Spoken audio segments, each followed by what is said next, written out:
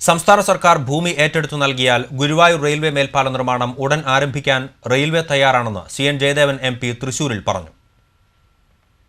ജില്ലയുടെ റെയിൽവേ വികസനവുമായി ബന്ധപ്പെട്ട് തൃശൂർ റെയിൽവേ സ്റ്റേഷനിൽ പരിശോധനയ്ക്കെത്തിയ റെയിൽവേ അധികൃതരുമായി നടത്തിയ ചർച്ചയ്ക്ക് ശേഷം മാധ്യമപ്രവർത്തകരോട് സംസാരിക്കുകയായിരുന്നു അദ്ദേഹം. ജില്ലയിലെ ഏറ്റവും വലിയ പ്രശ്നമായി നിലനിൽക്കുന്ന ഗുരുവായൂർ റെയിൽവേ മേൽപ്പാല നിർമ്മാണത്തിനായി കഴിഞ്ഞ ബജറ്റിൽ തുക വകയിരുത്തിയിട്ടുണ്ട്.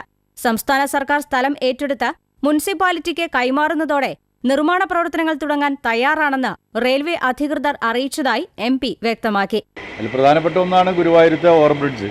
ഓവർബ്രിഡ്ജിന് ഓൾറെഡി ബഡ്ജറ്റിൽ തുക വകകൊള്ളിച്ചിട്ടുള്ളതാണ്. എങ്കിൽ കൂടി ഓവർബ്രിഡ്ജ് ചെന്ന് എത്തി നിൽക്കേണ്ട എന്താണ് അതിന് പറയുക പോയിന്റുകൾ അവിടെ ഭൂമി സംസ്ഥാന ഗവൺമെൻറ് ഏറ്റെടുത്ത് മുനിസിപ്പാലിറ്റി കൊടുക്കണം.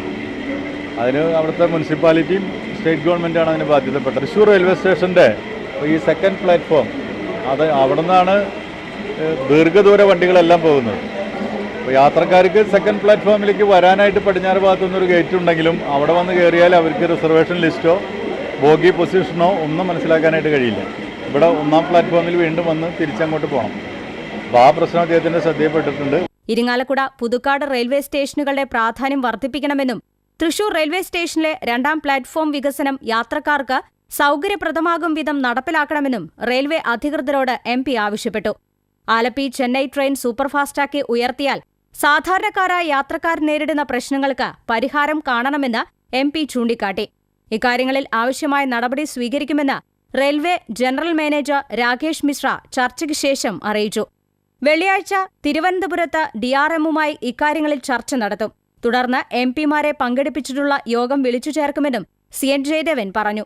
Divisional railway manager Sunil Bajpai, senior divisional commercial manager CS Sudheesh, senior divisional safety officer Vijaykumar, railway advisory committee അംഗം പ്രൊഫസർ M മാധവൻകുട്ടി എന്നിവരും ചർച്ചയിൽ പങ്കെടുത്തു.